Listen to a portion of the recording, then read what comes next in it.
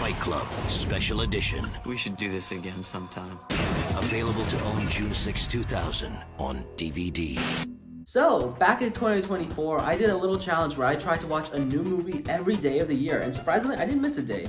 I either watched a movie that came out in 2024 for the first time, a movie that I had been wanting to watch for a long time but just never got around to it, or random nonsense. I don't know. I sometimes just pick whatever I saw on the streaming services, and I was like, sure, I'll watch that. But either way, I had fun doing this challenge, and I wasn't going to do a video on it. Like, when I was doing it, I was just kind of thinking, yeah, it's just like a fun thing. I probably won't make a video on it, but halfway through the year, I was just like, oh yeah, I guess I could. So yeah, 2025, I was like, all right, I'm gonna do a video on this 2024 movie challenge that I did, and it was gonna be the first video I did of the year. That did not end up happening. Instead, it was the opening of looking at the Playmates original sketch turtles, which you should go watch, by the way. But then I thought, okay, but it'll still be one of the first videos I'll release in January. Nope, I'm currently filming this in February. Let's hope it doesn't come out in March. Anyway, yes. The 2024 movie challenge I shared a little bit of it like on my Instagram stories, like logging which movies I was watching, and also on my letterbox where I have a list of every movie that I watched for this challenge, which I'll leave a link to it in the description. I'm not gonna go over every movie I watched because like I don't think that's like all that interesting. I don't have a lot to say for things like 3 Men and a Baby, or When in Rome, or 101 Dalmatians 2 Patch's London Adventure. So I'm just gonna go over like the highlights of it. Some of my favorite movies from the year to watch, some of my least favorite, just like, you know, the various things that I tried to do when like doing this challenge, some of the positives, and also some of the, well, more challenging parts of it. And if this sounds like something interesting to you, then I hope you enjoy the rest of the video. And if you aren't interested in this at all, I please beg you to watch. I would really like the views, honestly. But yeah, let's get right into it. Go to my Patreon and, you know, be a part of that. I'm gonna release a video exclusively on that soonish, so get ready for that. But yeah, go to my Patreon. But yeah, enjoy the rest of the video. First of all, I want to go over why I did this challenge. Well, you see, a lot of my friends who are also film majors like me and love movies, because like obviously we do, did a challenge where they tried to watch a movie every day for a year back in like I think 2023. And I heard that, I was just like, wow, that sounds interesting. And I liked hearing, you know, the process of what that was like and what movies they ended up watching. And then I thought, okay, starting 2024, I'm gonna go ahead and do it myself. And I went in thinking that I was gonna miss some days and then have to catch up, or probably give up. I have no idea. But surprisingly, I did not miss a single day. I went 366 days watching a movie each one of those days. And yes, 366, not 365, because last year was a leap year. I thought this was like a really fun thing to do, honestly, and it's something that I kind of recommend. But I will also say it's a bit challenging, and I'll like also mention things to try to avoid when doing this challenge. One of the things that I want to bring up is that it very much felt like a very checklist type of year for me. Like, you know, I have like, I think for a lot of us who watch movies or are big fans of movies, we have like a sort of list, either like physically or in our minds, of like movies that we haven't watched but we want to because we've heard they're good, or we just think they look interesting. And so I very much like watch a ton of movies that like I had wanted to for a long time but just never got around to it. Like I was just like, oh, okay, Mission Impossible, I heard that series was good, so I watched like a couple of those. I watched up to Ghost Protocol. I just need like a few more after that. The Scream franchise I heard was pretty good, and like I had seen the first movie quite a long time ago, so in 2024 I watched Scream 2, 3, 4, and 5, and I watched 6 just a few weeks ago, and I quite enjoy it, honestly. Maybe my favorite slasher franchise, honestly. And I also watch other things like Indiana Jones, or at least the first one. I have been wanting to watch the trilogy for a long time, and I have the DVDs. I've had them since like middle school. I am now in college, and I have yet to actually watch all of them. I've only watched one, and it was the first one, Raiders of the Lost Ark, which was also really good. Watched a few Fast and Furiouses. I watched Amadeus. I caught up on the X-Men series before Deadpool and Wolverine, so there's that. I watched other movies from directors that I like, but I just never got around to watching some of the movies like Jackie Brown. Watched Spaceballs from Mel Brooks. I also ended up watching like some movies because like I don't really have a reason why. I just like thought like, oh, if I watch this, I might as well watch the rest in the series. And that is true for Scary Movie, that franchise. I remember I saw the first movie like I think in 2023 or a few years before that. And then I just watched 2, 3, and 4, not 5 yet. I've heard that one is the worst. But for some reason, I just watched the Scary Movies for some reason. And now I guess I'm a connoisseur of the Scary Movie franchise. Most of them are not good, but man, I am surely excited for for Scary Movie 6. That's right, Scary Movie 6 is actually happening, and you know what? I will actually be there day one to see that movie in theaters. I also watched The Godfather back in 2024, and I'm not gonna be all Peter Griffin-y and say, oh, it insists upon itself. I thought it was actually pretty good, but it just wasn't for me. Like, I don't know. I feel like if I rewatch the movie, maybe I'll like it more, but for right now, I'll say, like, yeah, it was pretty good, but just not my thing. I also watched a few Godzillas, like Shin Godzilla, wanted to watch that. And I also watched Godzilla 98, I did a video on that. That's not one I actually wanted to watch, I just did. And one franchise though that I really liked, honestly, that I got into was Planet of the Apes. I remember I watched Rise of the Planet of the Apes a few years before I did this challenge. And so then I just watched like the rest of the series, honestly. Both like the newer films, and I also watched Kingdom of the Planet of the Apes, and then I watched the classics. And honestly, I think this franchise is like super cool. Like, it might have been like my favorite series that I got into.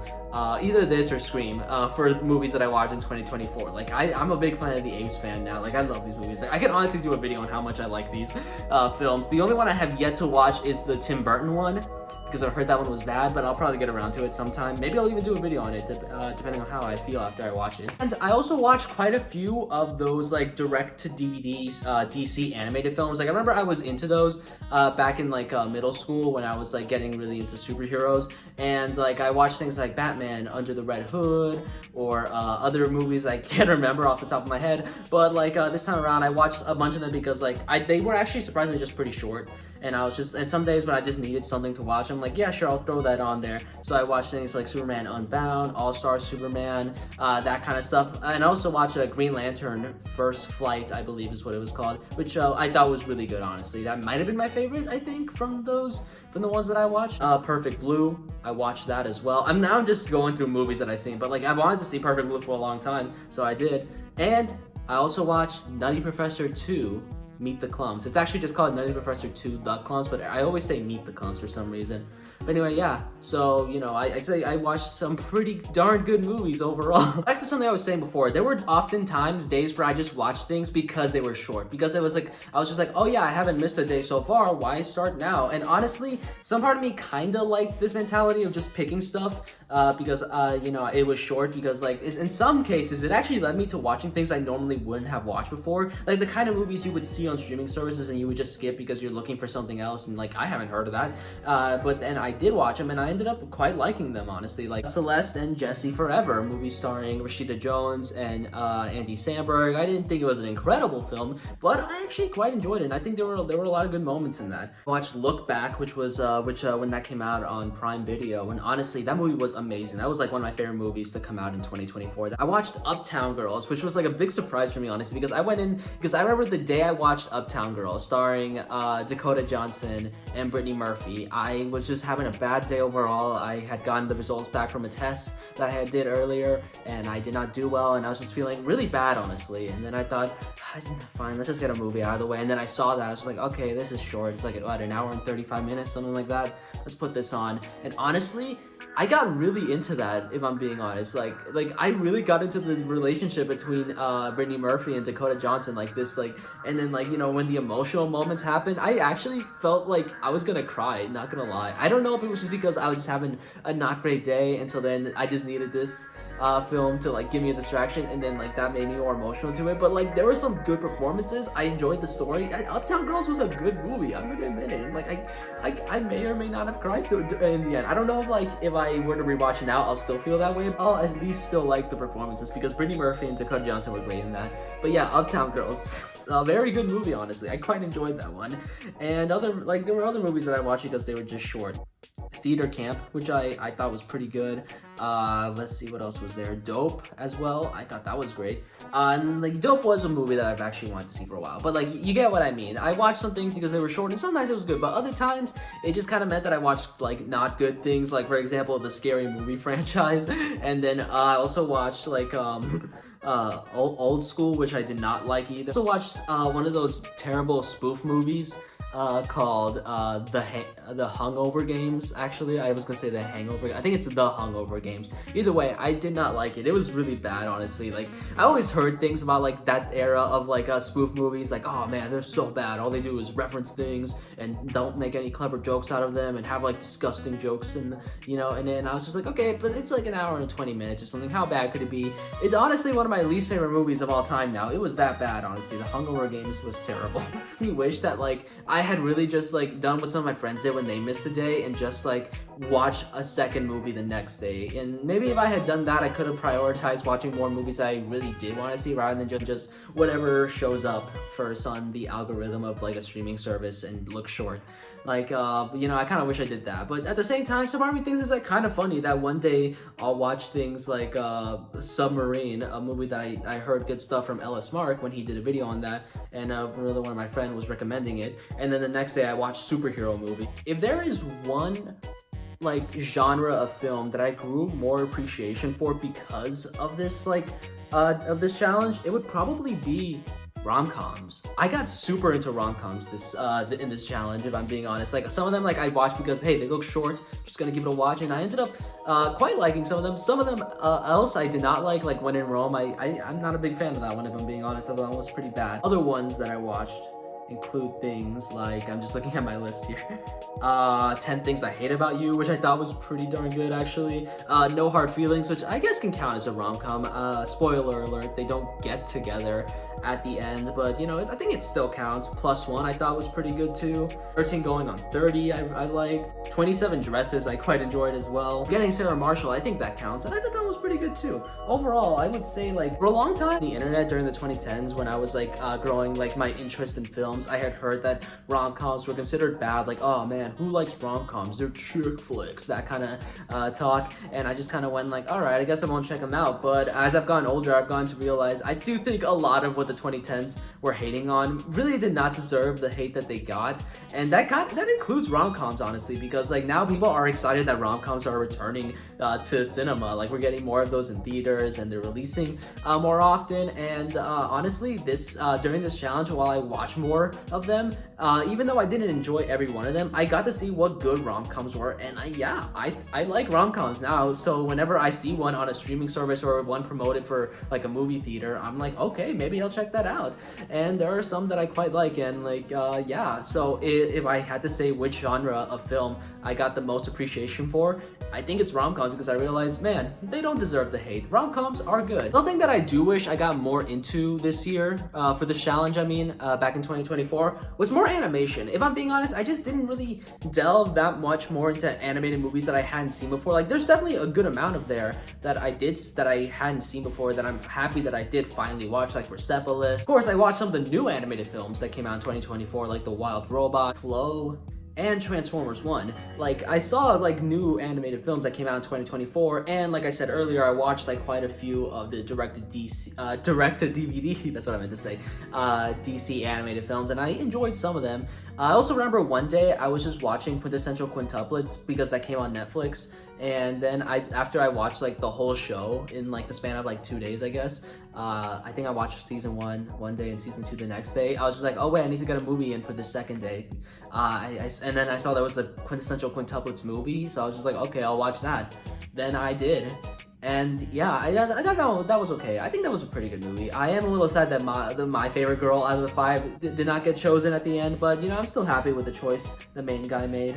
But honestly, I think a reason why I just didn't get super into like a lot of animated films as opposed to live action films is because I feel like I'm more in touch with animated films, if I'm being honest. Like, I know more about them than say live action. Like, I know quite a bit of live action film, but I feel like I know more so about animation because I just really love animation. It's like my favorite art form for movies and shows. So when I think about which animated movies I haven't seen, it was really hard to come up with like answers for like ones that like, oh, I heard these are really, really good and I desperately want to see these. I can only think of like a few that actually were that on this list, like Perfect Blue or something like that. And other stuff was just like, oh, some of the early Disney films like Three Caballeros, The Rescuers, Ichabod and Mr. Toad. Okay, sure, I'll knock those out. And there's like, you'll find scattered around some other animated films that just came out in the last few years that like I just didn't get around to seeing, like Over the Moon and The Boy and the Beast is like from like I think more than just a few years ago, but still. And I also watched Spirit, that DreamWorks film. Honestly, I didn't really like it the first time I watched it. I might like it more the second time around. And I didn't know this actually counted as like an animated film, but Marcel the Shell with Shoes On, I also quite enjoyed that. Apparently that's considered an animated film even though it has live action bits, but I guess most of what we see is like you know, with Marcel, who is an animated character. But out of all the films that I watched for the first time in 2024 as part of my film challenge, out of all 366 films, which one was my favorite? Honestly, the answer was not that difficult. I just kind of didn't like that the answer, I was gonna get some weird looks when I say this answer, and that's what I don't love. And it's Fight Club. I watched Fight Club for the first time, and the reason I don't want to say it's Fight Club is not because I'm embarrassed to say that the movie is like amazing or anything. Well, actually no, it is that exact reason. Fight Club is considered a great movie.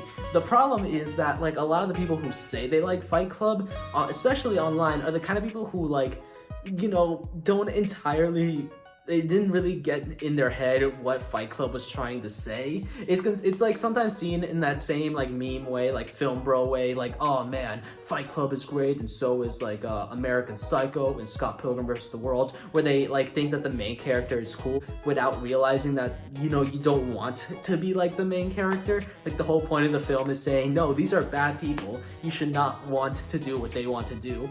And that's the, you know, that's with Fight Club too. And like, it's like a very film bro answer. Not to say I'm against movies that are like that, you know, are considered very film bro. Like it's more like, you know, if I say something like that, some part of me just thinks I'm gonna get looks like, wow, David, that's such a basic answer. Or in the other case, some people will be like, David, why do you like Fight Club? Do you get what it's trying to say? And like, don't worry, I get what it's trying to say. I just think it was like an incredibly well-made film, and I like what it has to say about toxic masculinity and also like, you know, the consumerism and how it like shaped the way the characters are and how it unfortunately lead them to what they, you know, what they do become. And like, there's so many good stuff. I love the performances. Edward Norton and Brad Pitt are awesome in the film. The cinematography is incredible. Like, I love the way this movie is shot. It's so good. And like, the more I think about it, the more I just go like, wow, Fight Club is such an incredible film. How have I gone my whole life without watching Fight Club? It is genuinely amazing. And it's like it might be in my top 20 favorite films now of all time. It is so good. Like, I can see why people have been glazing it for so long. And like, I can also see how some people have misconstrued what it was trying to say, because there are definitely people who like look at Tyler Durden, Brad Pitt's character, and think, man, that's cool, I want to be that. But like, you don't want to be that. That's like what the movie's trying to say. Tyler Durden is not a cool person. And I'm sorry, this has become more about like just how, you know, I don't want to be put in the same group as those Fight Club fans. I want to be in the other group of Fight Club fans who just go like, well, that's a pretty amazing movie that had a lot of interesting things to say, and it's just pretty cool too, because I'll admit, okay, yeah, some of the stuff that is there is pretty cool. I would never do that stuff, but you know, it's still pretty cool. But yeah, Fight Club, like, I could go on and on about it, but there's a ton of videos out there who already have gone on about it. And yeah, point is, Fight Club was my favorite. It was like, out of everything that I watched, yeah, that was like the one that I'm like, man, I'm glad I did this challenge just so I can finally have gone around to see this film, because Fight Club, it's just, it's a pretty goated film, honestly. So, that's what it was like doing my 2024 film challenge. How I watched a single movie every day and didn't miss a single day. I watched 366 films, ranging from a wide variety of genres and also quality.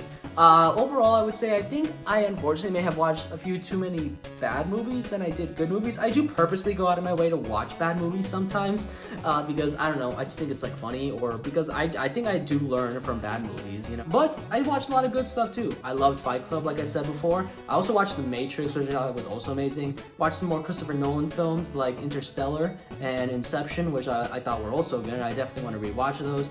I could definitely think of some really good movies that I watched. I could also think of more bad movies that I watched, like Benchwarmers and Semi-Pro. But you know, I still did enjoy this challenge. I'm glad that I did it. Am I gonna do it again? Well, currently, right now, I'm not doing it. It is currently 2025, and I have gone quite a few days without watching a new movie, mainly because I just gotten really busy with school stuff and like some other projects that I'm working on. And so, you know, I don't think I'll do it this year, but I do think I will go ahead and try to watch more movies that I've been wanting to for a long time. And I don't know, maybe next year I'll try it again. And if this is something that you want to do, I totally recommend it, especially if you're a movie fan and just want to watch more movies. All I would say is like, hey, don't be like me and feel like you need to watch a movie every day and not miss a single day. It'd be great if you could and still watch everything that you want to, but like if you want to skip a day and then just catch up later, then go ahead, totally do that.